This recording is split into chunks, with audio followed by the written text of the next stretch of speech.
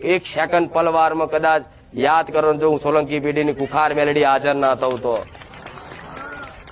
પણ જરૂર પડે તારે એની જોડે કઈક કહેવાય અને પ્રાર્થના કરાય.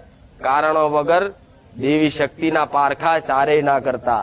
આટલી બધી વાર્તાઓ કરવાનું ઉદ્દેશ કારણ એક જ છે, મારે કહેવું છે દરેકને, આ થઈ જાય તો મોનું. મારી મહાકાળી ઘેર બેઠી હોય તો મને આ પ્રમાણ હાલે તો હું મોનું. સારે પારખું ના કરતા હો. સારે એવું પારખું નહીં કે મારી માં તું ઘર મઢમાં બેઠી છું તો બેઠી હોય તો આ પ્રમાણ હાલ, આટલા દોણા હાલ, આટલી કલમ હાલ, એ ના લેતા.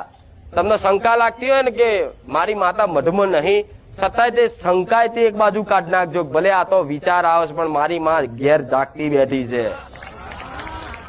ભલે મઢમાં નહીં બેઠી હોય ને તોય તમને અહેસાસ રાખજો મારી માં છે મારી જોડે. 100% કહું છું, એવી પ્રેરણા કરશે ને. માતા કઈ રીતે કામ કરે? શું માતા રૂબરૂ આવે? આ પેટ્રોલ ની હમણાં વાત કરી કે તમને આવું હલવાયા હોય ને યાદ કરો અડધી રાતે અને યાદ કરો તો હું પેટ્રોલ વગર પેટ્રોલે તમારું સાધન ચાલુ કરાવી શકું છું. પણ માતા શું રૂબરૂ પેટ્રોલ બોટલો લઈને આવે?